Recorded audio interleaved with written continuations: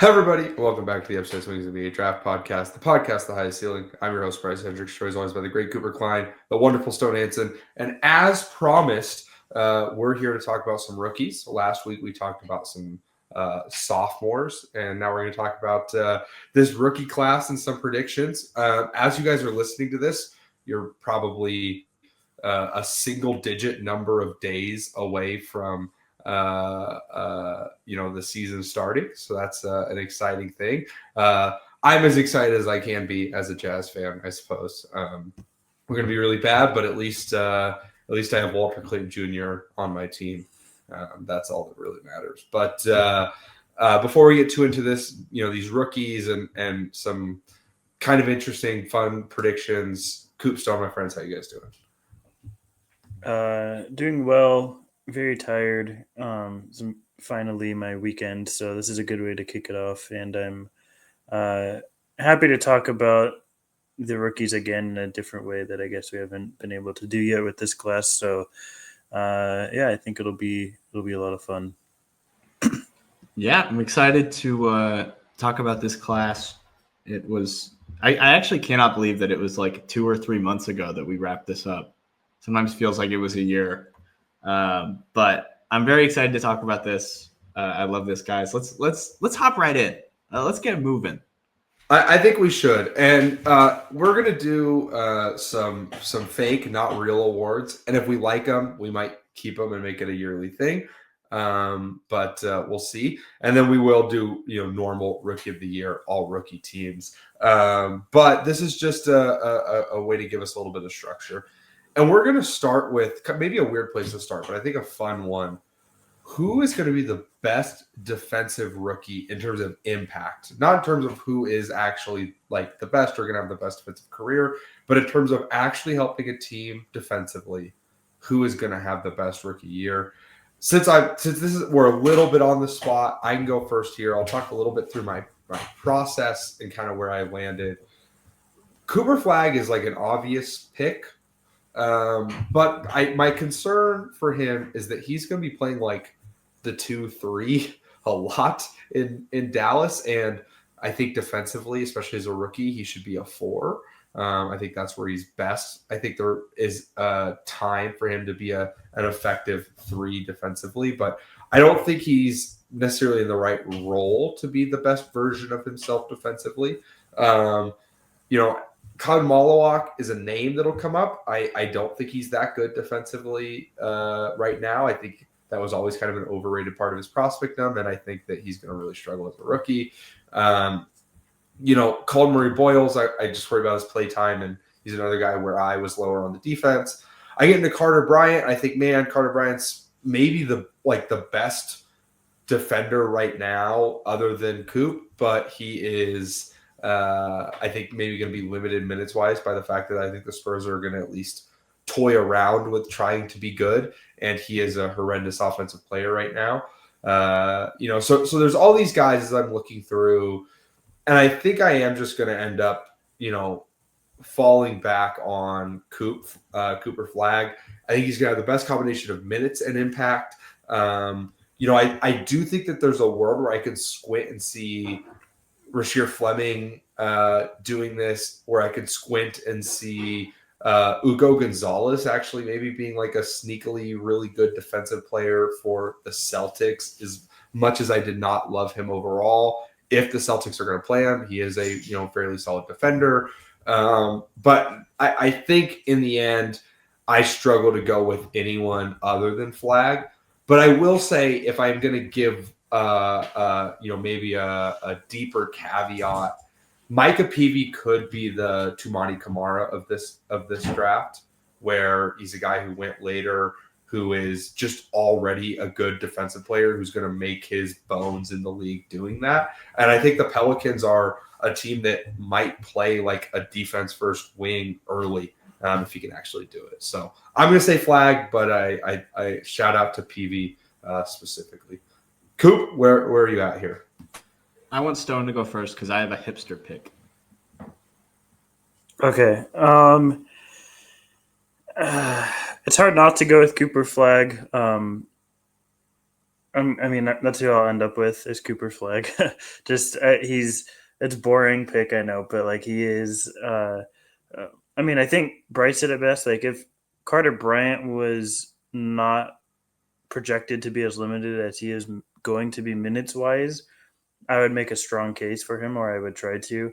But I just don't think he's going to have the level of minutes to have that kind of impact throughout the season, at least in his rookie year. So I'm going to go with Cooper here, who I think is the probably most, by far, I would say, versatile of the remaining eligible, nominees maybe for this award. And I think that that versatility will carry over in a multitude of ways this season defensively, where he will be guarding wings, he will be guarding on the perimeter. But we're going to see a lot of help side stuff with him alongside AD. So I think just that value of versatility, I think, does really play a part in this for me. The couple of, I guess, honorable mentions I would throw out there. I did throw out, obviously, Carter Bryant. If Thomas Sorber was healthy, I think he would be, more in the mix for this award. Someone that I think similar, but maybe in just a different position to Bryce that could be a sneaky pick would be Amari Williams here for the Celtics. They are pretty thin at their big man position. If an injury or two happens, I think we could see some real defensive impact from him. And then someone else that I would throw in there would be Javon Small. If he gets any real minutes for Memphis, I think that at the guard position, Javon Small could be a really impactful defender if he were to be able to position himself for that sort of role. So just a couple honorable mentions that Bryce didn't get to. That there's so many, obviously, that do have a level of defensive impact or could have that level of potential if things break right. But it's hard to go away from Cooper at this point. I don't think either of you guys even brought up my pick, because I'm gonna go with the most literal definition of best defensive rookie, because I don't want us to be boring, and I'll take Cooper Flag. Guy who will have the most impact on his team. And I think that's going to be Ryan Kalkbrenner over in Charlotte. I think for a team that does not have a single good defensive player on their roster, having Kalkbrenner who can play some drop a little bit, be a big man in the middle, not be a first percentile defensive big man like Mark Williams, who was traded away. I think he's worlds above Moussa Diabate as an interior defender. And Miles Bridges is an NBA player who sucks at defense. Like, this is just, I think somebody who can at least come in and be competent is going to be such a big thing for them on the defensive end. And honestly, I mean, Flag's taking minutes from guys like Najee Marshall, who are like also good defenders. So I'm going to go with the technical definition of impact and go with Ryan Kalkbrenner, who I didn't even have in my top 40. So I'm a lot more of a hipster than you guys. So we can move on here to our next question. Yeah, I'm just not that big of a believer in Ryan Kalkbrenner, honestly. And so I respect the pick. I do think he's going to have a big role, but I think he's going to be pretty rough in that role. All right, our next question. Who will have a fluke rookie season? And this is one that I bring up because we've talked about Steph Castle a lot and how I think that he had a little bit of a fluke rookie season. And I do think, every year there are fluke rookie seasons. As I'm trying to go back, we'll see if this will let me. There we go. As I look back at some all rookie teams, a Jaime Jaquez 2 years ago, maybe it wasn't fluke. Sure, feels like it might be a little fluke. I think about, I would maybe even say Walker Kessler's rookie season was at least a little bit fluke. That class, actually, all those guys have turned into fine players. But a Bones Highland makes an all-rookie team. A Chris Duarte made an all-rookie team. So this is specifically a guy who will either be really in competition for Rookie of the Year, or at the very least, be like an all rookie team caliber guy who we think is maybe going to get overhyped because of that rookie season, who is actually bad. And so this is another one. Do any of you guys have a strong take here? Someone that like really pops to mind for you guys? Yeah, someone that does pop for me, who I do think will be a positive NBA player, but I think is going to have an overinflated rookie season. Just he's going to aesthetically look the part a lot, and I think that's going to help him. And he is going to score. I think a decent amount for this team will be Cedric Coward, is who I'm going to go with, who I think is going to fill a lot of minutes and role that Desmond Bain sort of left behind. That's going to be, by committee, but I think a large share of that will go to Cedric Coward. And I think, from my perspective, it's going to be numbers based and aesthetic based and not impact based. And that's not to say that over time Cedric Coward can't be an impactful NBA player, because I do think that's within the purview of him. But I just don't think that his rookie season will necessarily reflect that. And my an honorable mention for me would be Cam Jones for the Pacers, who is just on a team that doesn't have a ton of guards. And I think, if he were to find himself in a minutes role, he could have some impactful games, but I think for the most part, it's just going to be minutes versus actual basketball impact that I don't think is going to be there for his rookie season. And another guy who, maybe in time can get there, but I think as a rookie, I'm somewhat skeptical. See, I think you have to put a Brooklyn Net up there. I feel like that's the only correct answer. And I'm going to go with Danny Wolf personally. I think Nick Claxton is going to get flipped this season. There's no way that they're going to be able to hold on to him all year with the disgusting basketball that's been played and will continue to be played. And I think Wolf is going to end up getting way too many minutes. He's going to come in. He's going to have like a cool pass and, some random offensive flashes. And then he's going to have like a 46 effective field goal rate and be one of the worst defensive bigs in basketball and make an all rookie team just because he puts up numbers for a team that has nobody. And I think that's kind of the point of this Nets season. But I think that they could have done that with players that maybe one day will be winning basketball players. And I don't think that Wolf is in that camp. I mean, you could put Demon as that guy if you wanted to, because I think Demon's going to play a whole lot more. But I think that there's a world where if Yegor can actually shoot the ball at 6'9" or whatever, he's maybe a guy because he's got something and he can shoot. I don't think if Wolf can shoot the basketball, he's even an NBA player. I think he's really far behind in a lot of other ways. So I'm going to go with him. All right, I'm stealing Coop's pick from the first round. I'm taking Ryan Kalkbrenner here.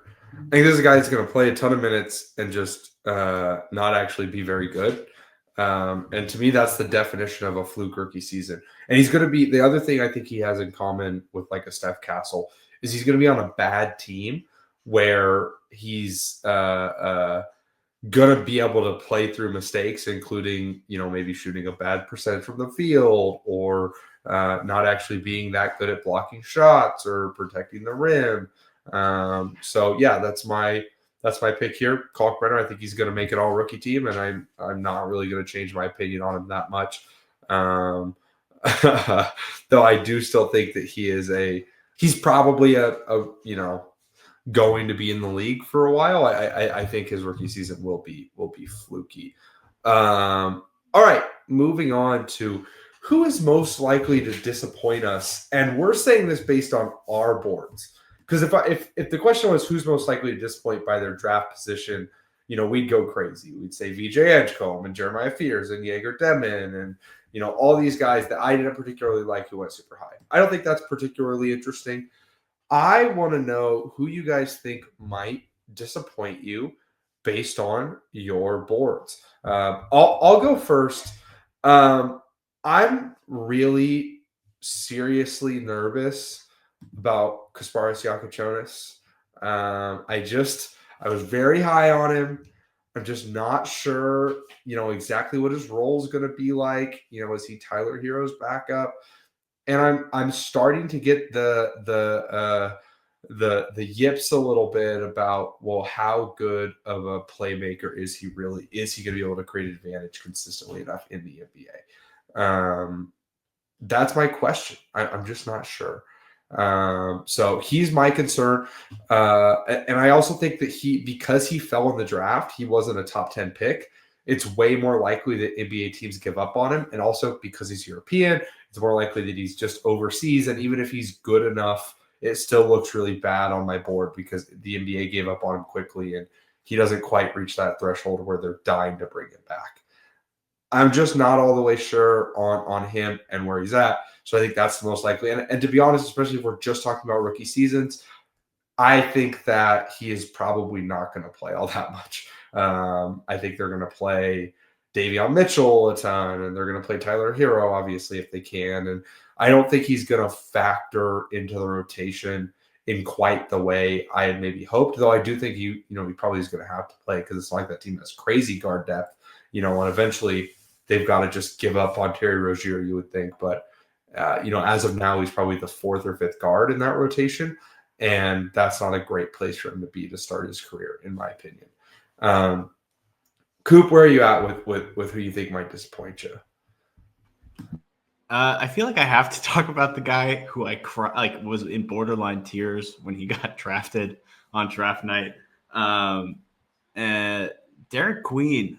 I don't know, only because he's at 2 and I have so much anxiety about his landing spot. New Orleans they are a mess. Everyone keeps talking about, I sneaky believe in New Orleans. This is the Zion year. Shut the fuck up. Actually, shut the fuck up. If I hear anybody who I know say that shit ever again, we're not friends anymore. I'm 100% serious. We are not doing this. New Orleans is a dumpster fire. They're going to be a mess. And Queen is going to rot on the bench for a bad team that is not going to have anybody to pass him the ball. Jordan Poole is going to do Jordan Poole things for half the season when Zion goes down. And then they're going to be like, hey, Trey Murphy, you're a creator bet, right? Even though you're 45 and you have never shown the capacity to dribble. And they're going to let Jeremiah Fears do whatever the fuck he wants, even though he can't dribble. And Queen's just going to ride the pine because he's not high enough on the totem pole because he slipped in the draft. I'm really worried. This was someone who kind of needed the developmental time to really kind of figure out his spots and figure out how to pass in the league. And, I still buy all that. I buy all the tools and the stuff that I really bought in on. God, I am still really upset about this. So, Stone, who's your pick here? For me, it's somewhat similar to Cooper. I'm going to go with Murray Boyles, who I had really high hopes for. Still do. I'm not writing them off by any means, but he's just in a really tough situation in Toronto where they cannot help themselves by just drafting the same kind of player over and over and over again. And redundancy will be the death of them because Colin Murray Boyles needs spacing, and the Raptors don't have a whole lot of it. And if he does get minutes, it's going to be alongside guys who do not space the floor. He also is playing alongside other non-big spacers currently, like Scotty Barnes, like Mogbo, like Pirtle. And, I'm sure there's others that are not entering my mind right now beside Mamakilishvili. All these playmaking bigs who are not the most equipped to space the floor, not the most mobile, which I think are all things that play into the level of success that I had envisioned for Murray Boyles. And it's just not currently in their infrastructure right now. He needs spacing. He needs guys that move around a lot. And he needs to be someone that is more of the focal point in terms of ball movement and interior scoring that the Raptors already just have a plethora of. So I don't envision the level of success that I once did for Murray Boyles happening on his current team, or at least the current roster. So I think that for that to happen, changes would need to be made. But I think minutes are also just going to be hard for him to come by throughout his rookie season because of that redundancy. Fair enough. Fair enough. I think those were all interesting answers. All right. Now we're going to talk about who's going to lead all rookies in scoring. Coop, I want to throw this to you first. I can see you're in the process of thinking about it, but as you're thinking about it, walk us through your process. Who's going to score the most points this year? Actually, I should ask you guys, do we want this to be total points? So we're counting health, or are we saying points per game?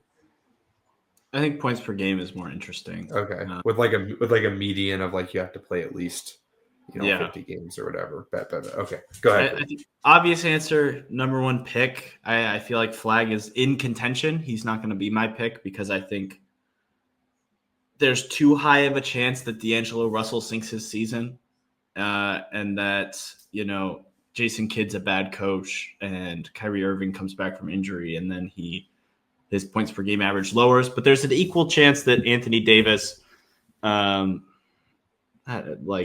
tears his eyeball and he sits out for half the season. So I can see him averaging way more than everyone else because he's the number one pick, and what else is Dallas going to do? I can see him averaging like 12 all season because he's a role player and they want to win, even though they're not a serious roster. Another guy I think about, the guy who's going to get the most shots of everyone, I think is going to be Trey Johnson.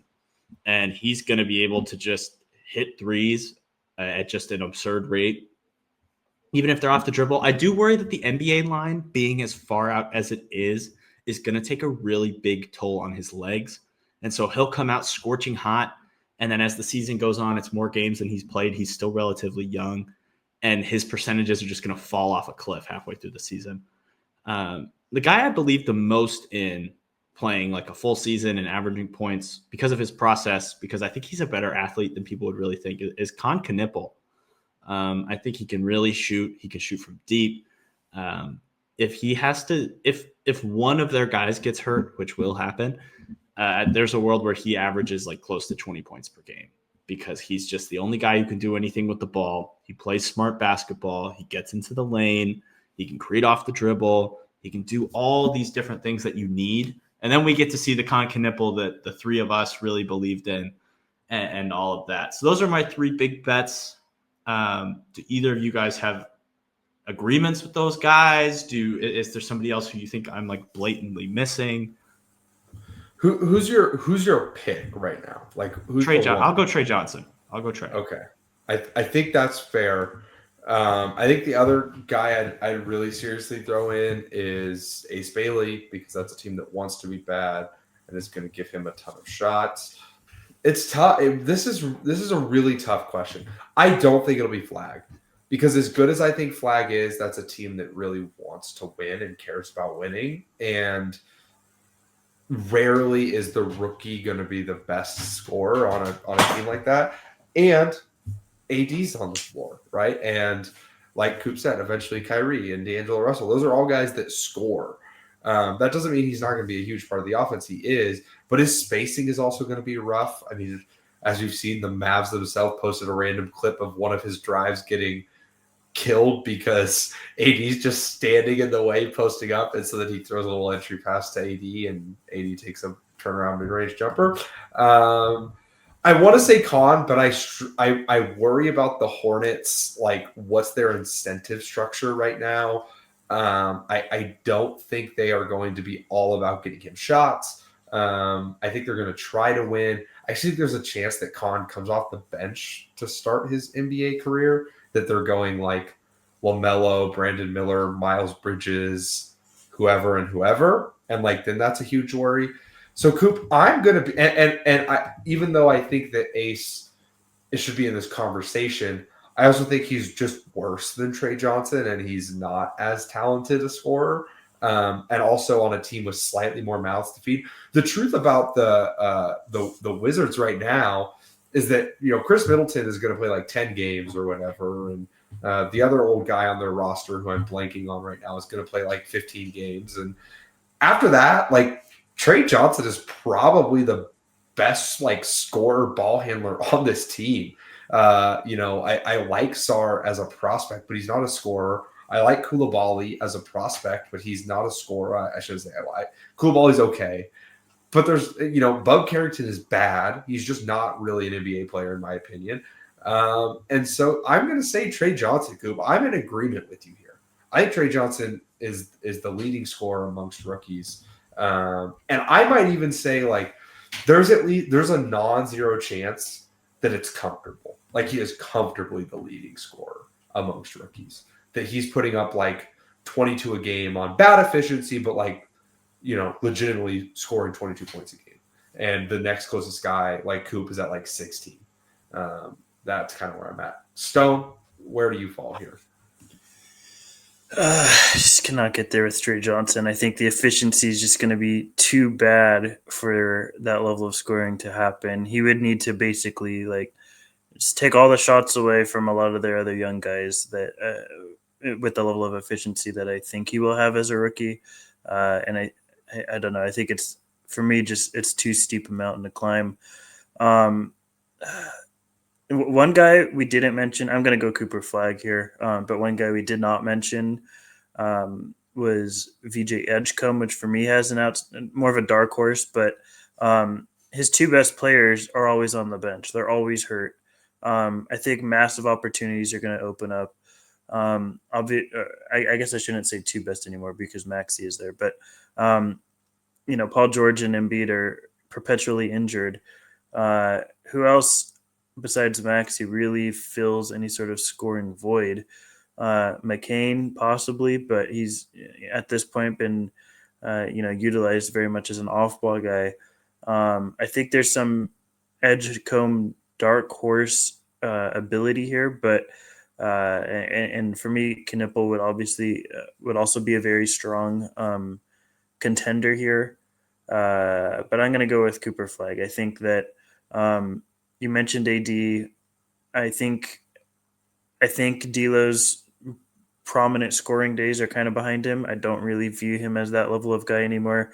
I think that outside of AD and to a level of D'Lo and maybe PJ Washington, like none of these guys and AD to be that prominent scorer generally needs someone. Having watched a lot of Lakers basketball, generally needs a really strong running mate to be that level of guy. And I think that Cooper Flag has a chance to get to 20 a game this year. So I think that is within the realm of possibility for him, and I think he can do it efficiently. I'm going to go with Flag here. I think that it's tough for me to bet against him. It is really interesting that we've gone this long and not once have mentioned the second overall pick. I think that's kind of rare for any of these like superlatives to not mention the second overall pick in anything. But I guess it's just a matter of circumstance to some degree, and maybe that we're just lower in another. But I'll go with Cooper Flag as my ultimate pick here. Fair enough. Yeah, I mean, I just think Harper's in such a bad spot for what he is as a scorer. Now, I did see a TikTok or an Instagram reel, I should say. I don't have TikToks about how actually he's showing that he's a great defender in preseason. So we'll see. But okay, let's move on to our kind of penultimate one here, and this is a rookie who will surprise us in like a non-fluky way. We kind of had like fluke rookie season, but this is where we're trying to look at our board and we're trying to be like, okay, who is maybe in a place where they really fit and is going to outperform where we had them on our board. And next year, when we're looking back at it, we might be like, okay, this is actually a guy, and maybe we should have been more on them. This doesn't mean they have to make an all-rookie team or anything, but this is, that kind of player. We were just talking, in with the 2024 draft, about guys like, to an extent, Jared McCain and Khalil Ware, though we still gave our hesitancy with them. And that this doesn't mean we won't still be hesitant. But Jalen Wells, like that's a guy that just outperformed where he was. And even though we all three of us liked him more than consensus and had him higher than where he went, like he has even probably outperformed to the level we thought he was going to as a rookie. And all that feels like it's not super fluky, right? It all feels real. And so for me, there's a couple guys that have come up here. But when I look at my board, the guy that I think is maybe most likely to just like comfortably outperform where I had him, and not just outperform where I had him, but outperform my thoughts of who he was, is Ben Surratt. And I know that, so I had Surratt at 30, which I think is higher than you guys, but correct me if I'm wrong. I think Surratt might end up as the best player that the Nets drafted this year. I just think he's the right mix. He's tough. He can pass. He's not an elite passer, but he can make sure he's not a point guard. And I think so much of I could get locked some in he's not quite good enough as a handler or as an athlete to be a point guard. But I think he'll just kind of do enough. And I think there's a chance he's like the only bright spot on this Nets team. That were like Danny Wolf had like a 30 true shooting and Jaeger Nevin is horrible, but Ben Surratt is fine and is going to be fine. So that's where I'm at with it. Coop Stone, does anyone stand out here for you? I'm gonna go with someone that I did mention earlier that I really feel like maybe I undersold like who he is about just as he's just good at basketball, and I think if he gets the opportunity, he's really going to outperform where I had him. I'll go with Javon Small. Like I think that he's just a solid basketball player. I think he is someone that has starter potential, like in the higher end outcomes, and I think that if he were to the Memphis Grizzlies haven't been a beacon of health the last couple of years. And if he were to find himself in an opportunity where he can really latch onto regular rotation minutes, I think that I would probably look more foolish than I want to in comparison to where I had him on the board, which I still had him in the late 20s, I believe around 28 or so. But I think, in that circumstance, there's real potential for him to come out of this class as like a top 15 to 20 player because he's coming into the league as a good basketball player. And we always say draft good basketball players. So as I talk more and more about it, I'm regretting having him as low as I did. But I think there's an NBA player in there that I feel will be impactful even as a rookie. I'm going to go with a different Grizzly. I'm going to go with Stone's pick. I was actually like floored for like flukiest season because I think Cedric Coward, there's a chance he's like just 6'8" and can shoot and is a guy. I don't think they want him to replace Bane. I think that's the big difference. I think they got, what's his name from Cleveland? They've got KCP. They've got all these guys who can come in and like pretend to do what Bane did, but worse. And they kind of just need a guy who can come in, be like a funky weirdo driver and hit some shots. And Memphis has just desperately needed a guy who's 6'8" and a warm body for like ever since they became a franchise. And I think Ced Coward can do that, right? Like I think he can fit that mold. And if that's what he's doing, if his job is to beat out Gigi Jackson and Omax, and no, they have Jalen Wells is like 6'2", dude. He's not he's not tall enough to be doing all that. He's 6'4". I'm starting fights because I want to. But I do think like if he can beat out like the bottom of the barrel 6'8" guys that Memphis has, that could be a real guy. Maybe it's like, because to me, he's not even like a real bench guy. He's just like, maybe he shoots. He's kind of funky as a guy. Like, oh, that's a 2A level guy. But I think there's a world where he shows that he's a real rotation player at 6'8". So I'll go Ced Coward. Yep, I said Coward is someone I really thought about here, and I think I purposely kind of left him for you because I thought you might take him. Okay, Rookie of the Year. And we'll kind of parlay this into first team all rookie. I don't think this is much of a debate. I think Trey Johnson might make this close because, like I said, I think he's going to score a shit ton of points. I think Con Knipple might be the most efficient offensive rookie, and I think he might have like the hottest stretch. Like he might start off barely playing, and then January rolls around and LaMelo Ball hurts his ankle again, and Concanipple has his Jared McCain stretch where you're just like, holy shit, like who is this guy? But I think Cooper Flag is going to have the most consistent top to bottom season. He's the best defender. I think that the Mavericks are going to win games. I think they probably will be a top. I'll say top 8 seed. I'll say it. I think they'll be a top 8 seed. I think their defensive floor is too high. So the West is crazy competitive, but I think so because of that, I think that if the Mavericks make the playoffs and Cooper Flag is a big part of it, then that's all the more reason for him to be Rookie of the Year. I think he's the best player. I also think that if it's close between someone like him and Trey Johnson or whatever, in the end, voters tend to lean a little bit on who do I think has the greatest potential. And Flag has the higher potential than anyone in this class. So I'm going to go with Flag. Though I do think there's going to be some growing pains here, like there are with all rookies, other than like a Luka Doncic. Sorry, Mavs fans, you guys traded him away. Stone, who's your pick for Rookie of the Year?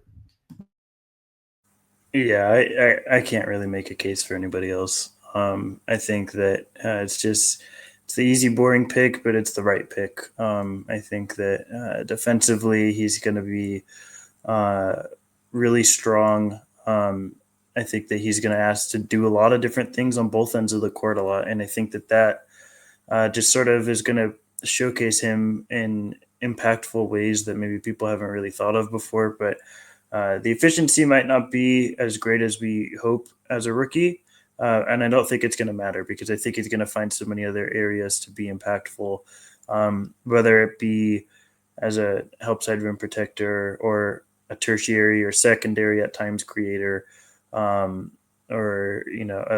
a roller towards the rim. Like I think there's so many different ways they can use him and will use him because of different injuries that I don't really envision another scenario that it's not Cooper Flag at this point in time. So as much as I'd like to swerve and go a different way, I can't do it. Yeah, I think as long as Flag stays healthy, they win, or he wins Rookie of the Year. Even in the situation where AD's healthy, they are like at least the 9 seed, right? Like bare minimum. AD's good, but like the bottom of the West is not that good. There's a really strong top 7 or so, and maybe even top 6, some would say, but I don't think that they're in that tier. But if AD's out, he's going to average way more points. He's going to be a way better defender.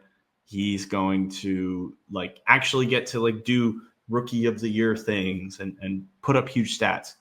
So it's kind of a win-win for Flag, whichever way the season goes. Either he gets to be a starter and still put up pretty good points and be a good defender on a good team, which as the first overall pick, I mean, if you do that, you're going to get Rookie of the Year. Or he gets to be the guy. And then I'm very sure that he's going to be Rookie of the Year if he gets the same usage that Trey Johnson does. So I'll go boring. I'll go chalk. And Bryce, you talked about the other guys in that all rookie team that you thought were in the contention for Con and Trey. Those are the 2 other guys who I would think. And those are 3 of my 5 first team all rookie guys. If you guys are ready to hop over to that. My other 2, who I don't think are in contention for Rookie of the Year at all, barring like extreme circumstances. Rasheer Fleming, who I think could play huge minutes on the Suns this year. They are ass, and they have no size. And he's pretty good in limited minutes. He has been in the preseason. And then Maxime Reynaud of the Sacramento Kings, who do not have a backup center. Arguably, they don't have a starting center because Sabonis is a wimp, but Maxime Reynaud I think there's a real world where he could come in, be that backup guy, maybe even play some with Sabonis because he can space the floor a little bit. That defense would be awful, but it's not going to be good no matter who plays. And even with Keegan Murray out to start the season, I think there's a real world he just like gets in there and starts playing early and puts up a ton of points, a ton of rebounds, gets some assists. And I think he'll be a first-team all-rookie guy. Do your guys' first teams look about the same, or am I edgy and cool and hip for this one? I have the same top three guys. And I actually did think about Rasheer Fleming because obviously I love Rasheer. I think I lean to him more second team. But I'm going to go with a different Sacramento King, Coop. I'm going to take Nick Clifford as my other first team all rookie guy. I think Zach LaVine, has some health issues. This is a guy that's older. And the sad truth is I don't know that this regime values Devin Carter all that much. This is a team that's desperately in need of wings that can just do things. And Nick can dribble, pass, shoot, and defend. He's a consummate wing, and he's ancient. So I think they're going to be trying to get him minutes early, and I think he's good enough to earn those minutes. So he's my fourth guy. After him, it gets a little more interesting. There's a lot of guys who kind of come to mind. I will say if Thomas Sorber was healthy, I'd maybe consider him, but he will sadly miss this whole year. I am going to go with my kind of off-the-wall one, and I'm going to say Micah Peavy. I think Peavy is going to be maybe the most like Herb Jonesy rookie this year, the Tumani Kamara rookie. And is that guy normally a first team all rookie guy? No. And I'll admit that. So this is me over hedging a little bit, but I want to call my shot that this is a guy. And I honestly, a part of me wishes I was a little higher on him during the draft process. I have no idea like if he's played during preseason or whatever. I think he's only on a two-way. No, actually, I think he's on a full contract. I think he's on a full rookie skill contract. But whatever. Either way, I don't care. Like I think this is a guy. He's a guy, and I'm gonna bet on him. So that's my all rookie first team. It's Con Knipple, Cooper Flagg, Trey Johnson, Nick Clifford, and Micah Peavy. Stone, do you have your first team? I do. Seems like we're all going to have at least the same three with Cooper Flagg, Con Knipple. I will have Trey Johnson there because even if I don't think he's leading scorer, I do think it's all about opportunity, I think, with all rookie teams, and I think there's going to be plenty of that for Trey Johnson. So those three seem to be all solid locks. Where I will diverge is I'll go VJ Edgecombe on my first team, where I think that there is also another opportunity for him. And I'm not going to have any real like dark horse surprises, actually. I'm going to go with Ace Bailey as my fifth slot because I do think another guy that's just poised to have a lot of opportunity in Utah. It's not about how impactful you are as a rookie. It's just about, what are those counting stats looking like? How much opportunity and highlights do you have as a rookie? I think those are probably the top five for me. It's not necessarily who I would pick, but I do think that the voters will swing this way by the end of the year. You want to give us your second team? I can give you my second team. I will be going with I'm going to go with Derek Queen here, another guy who I think is going to have a lot of opportunity. I do think there's going to be some a lot of interesting fit questions here that's probably going to hold him back from that first team slot. But I think there's just a lot of minutes and offense to be eaten up for him in New Orleans, and I think that he can fill some of that. I will go with Maxime Reynaud on my second team. I do think there's another big position there for him as a full-time backup. I think there's some times where he can play alongside Sabonis if they just want to go for a crazy offensive lineup, and I think that's possible. I will also be going with Jason Richardson. I guess maybe somewhat of a dark horse pick here, but someone that can fill in in that shooting slot. for Orlando. I don't know if it's going to happen right away. I think it's going to take a little bit for him to get there throughout the season. But as it ramps up, I think Jace is just in such a good fit situation that it is going to look really good for him at points throughout the year to be able to get to that level. And then I'll be going with Cedric Coward. A lot of opportunity there in Memphis, and I do think that whether it's impactful or not, it's going to be production. And I think that for me, that'll be too hard to ignore on a second team slot. And then for my last pick, it is a lot of different ways you can go. But I do think that ultimately you kind of have to go with the net here because there's just going to be so much opportunity for those guys. It could go so many different ways. I'm sort of torn, to be honest. And, maybe this is the wrong net to pick, but I think I'm going to go with Demon here just because there's going to be more ball handling opportunities for him than I think there will be with Wolf, even though Wolf will get a share of his own. But I think Demon is probably the guy that's going to get the assist numbers. I think Demon's going to have a pretty interesting across the box score type of statistical production. I don't think it's going to be super impactful. I think it's going to be pretty inefficient. But if he can get, I don't know if I want to say this, 6 or 7 assists a game, and maybe 5+ rebounds, that's going to be hard to ignore on a second team despite the inefficiency. So I'll go with him on my final second team slot. Your team stinks. That's all I got to say. I do agree with Derek Queen. I'll have him there. I had Ace Bailey, who was on your first team. I'll have him on my second team. I was not a big Ace guy. I'm pretty excited for what the Jazz have done with him, at least in preseason. Kind of finding this balance between unleashing him and, hey, you got to do something, buddy. I think limiting his dribbles is really huge for him. I think that's been really cool to see. And I'm really excited for that for him long term. I have another Jazz man, Walter Clayton, here. I think just a guy who can actually dribble on the Jazz. I think there's a world where Bryce Sensabaugh kind of takes that on because they don't have anyone who can dribble anymore, and Bryce is probably better. But Clayton is a little bit more a traditional point guard. I think he can pass better than Bryce can. I think there's a world where he could just really score at the NBA level, and you just see that impact. And I think he can really make that second team. I think Amari Williams for the Celtics, I think they are going to be sneaky good this season. I think as much as we kind of as a collective shit on Jaylen Brown when we talked about him in our redraft, we all talked about, I think we took him second or third anyways in the redraft. But we talked about how limiting he can be in some ways. Derek White's awesome.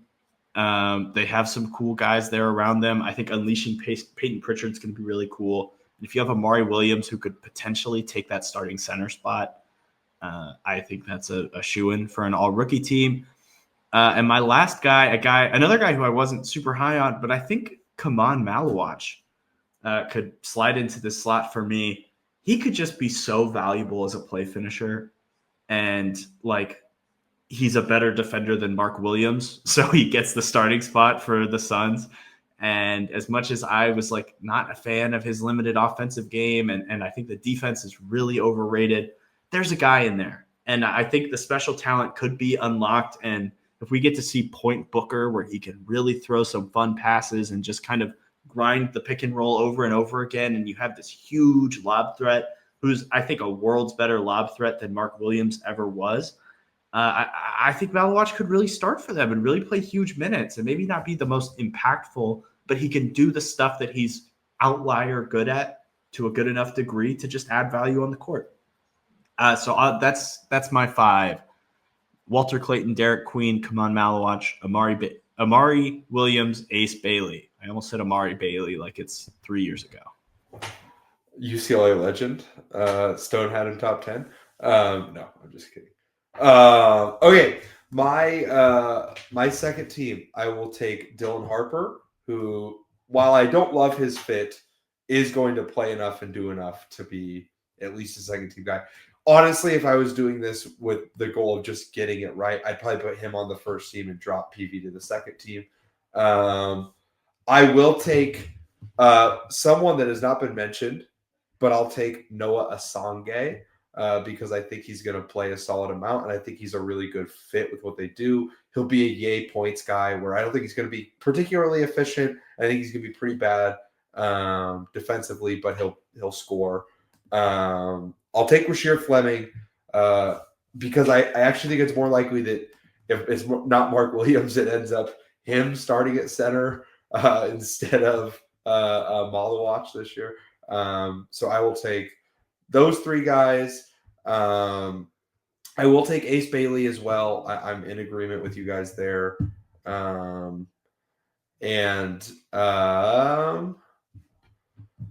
like want to go like out of left field, but I just don't know that there's anyone I'm in love with. I'll take Saraf. I brought him up. I'll take Cedric Coward.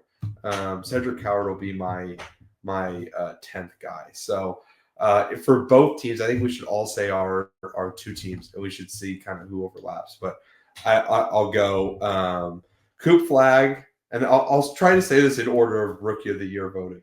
Cooper Flag, Trey Johnson, Con Knipple, Micah Peavy. I said. Who else did I say on my first team? Ryan Kalkbrenner. No, disgusting. Oh my God, what is happening to me? Nick Clifford. Jeez, that was really bad. Dylan Harper, Noah Asange, Rasheer Fleming, Ace Bailey, and Ben Saraf. That's kind of my rough order there. Ace Bailey is the guy in that second team who is most likely to win Rookie of the Year to me. If he just ends up the rookie, like if Trey Johnson and Cooper Flag aren't healthy, and Ace Bailey is, I could see him winning Rookie of the Year because he's also going to have plenty of hype behind him. So, do you guys want to say your 10, and then let's talk briefly about maybe some overarching trends we expect? Is this going to be a good rookie class? Is this going to be an up and down rookie class? Do we think this is going to be a rookie class that's particularly representative of their, of the talent overall? And finally, like, we all picked Cooper Flag to win Rookie of the Year.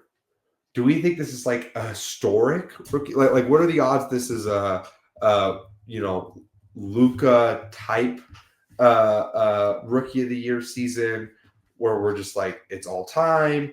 So Stone, give us your 10 and then walk us through some thoughts here.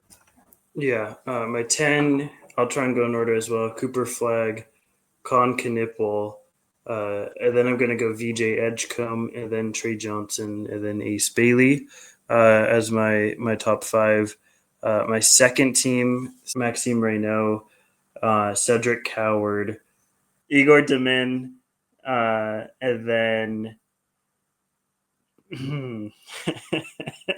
Derek Queen, and instead of Jace Richardson, I am gonna make a change because this guy totally slipped my mind. I do think he's gonna be good enough to be in the second team rookie of the or second team all rookie. I'm gonna go with Dylan Harper, even if it's not to the level that we expect as a second overall pick. I do think there's going to be enough playing time there for him to squeeze in there and get it. So I'll go with Dylan Harper as my 10th guy. But as far as Cooper Flag's rookie season, I think it's going to be somewhere along the lines of like the Wembanyama, Paolo stuff. He might not be doing that amount of crazy stuff that Wemby was doing as a rookie, but in terms of level of impact, I think that's sort of what we're looking at. I think the Luka rookie year or like those sort of rookie years historically are just so far and few between, and Cooper Flag is not that level of prospect for me, and even Victor was, and I think most people even kind of knew that Victor wasn't going to be that level of rookie. So Cooper is not coming in to the level that Luka was, I think, coming into the league. But I do think that it's going to be obvious that this guy is eventually going to be a star, and that he will be the obvious rookie by the end of the year. So that's sort of where I see him fitting in historically as a rookie. So I did write down my stuff, so it won't require as much editing as my two co-hosts. Flag, Nipple, Trey Johnson, and then I would have Maxime Reynaud as fourth on my Rookie of the Year tier list. I think the fact that he's a creator bet, as good as Nick Clifford is, I think there's only so much usage and like counting stats he can accumulate. I think Reynaud can, like, especially in their stupid Sabonis system, I think he could just put up gaudy stats and just have a much higher impact. And then Rasheer Fleming, I think it has the least chance on my first team of being the Rookie of the Year. And then Derek Queen, Walter Clayton, Kaman Malawach, Amari Williams, and Ace Bailey. I think, like you said, Ace Bailey could really sneak in there and have an argument for Rookie of the Year. I think especially because Utah just desperately wants someone who can pretend to be Lauri Markkanen, or they could trade Lauri Markkanen and then let Ace like catch and shoot or like run off of screens.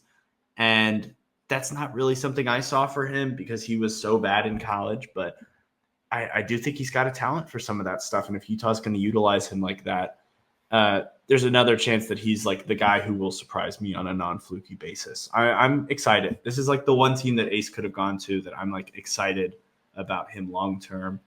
As far as Rookie of the Years and like that historical kind of level, I think the interesting thing about Flag is I saw this was in a TikTok. I think he's the second youngest first overall pick ever. Like, he's absurdly young.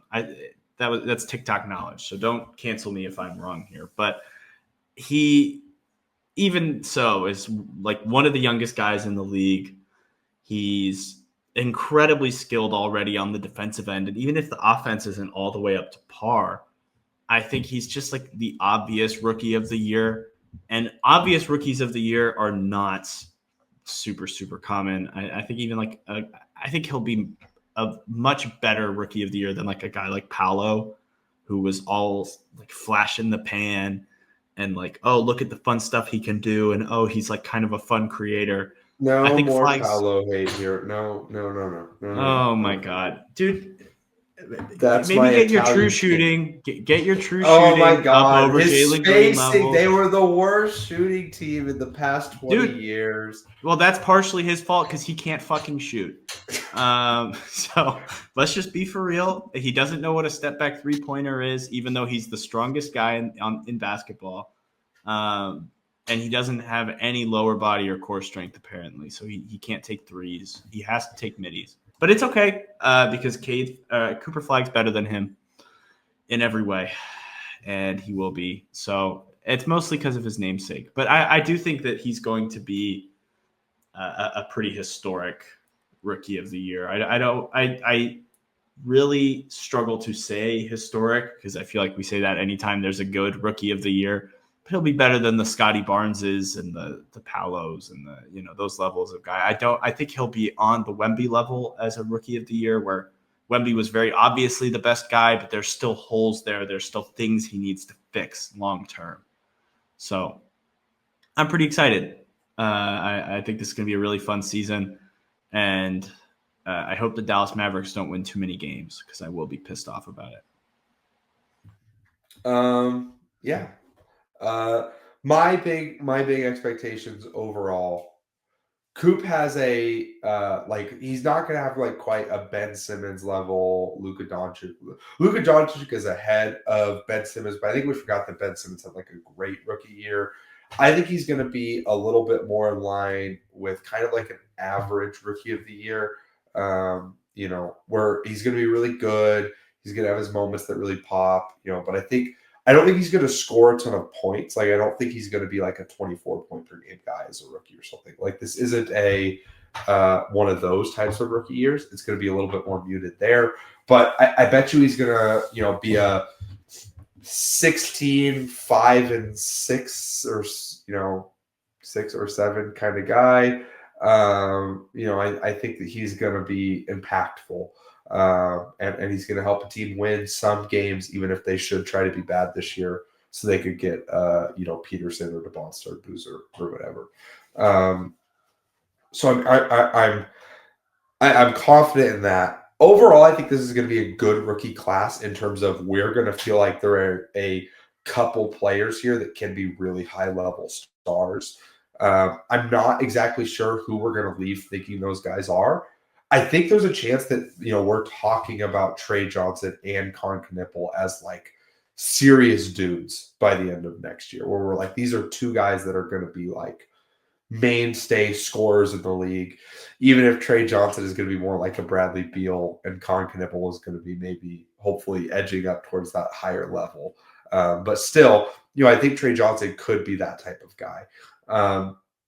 And so I'm really intrigued. I'm really excited. This is going to be a really exciting rookie year. The NBA is starting here shortly.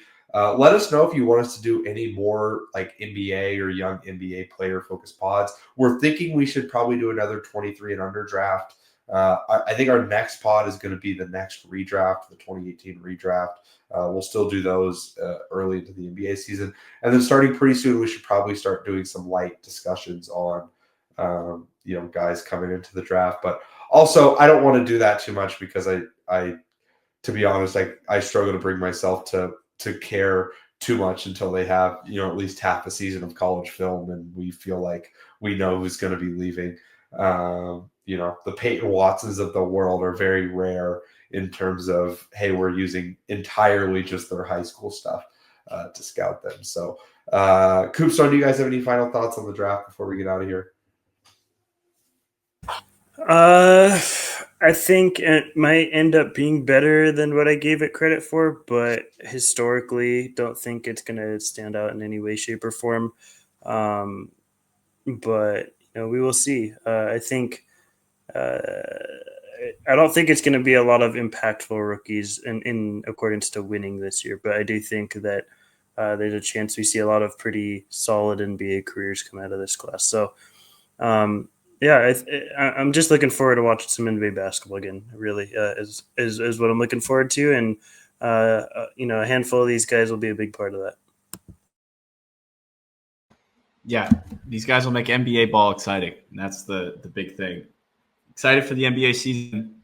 Hopefully, you guys want us to talk more about NBA basketball because it is now that I think, especially now that we've gotten to our old age and we've scouted so many of these guys so in-depthly, I think there's a lot of interesting conversations we can have beyond just like redrafts and stuff. I think there's some fun stuff we could talk about.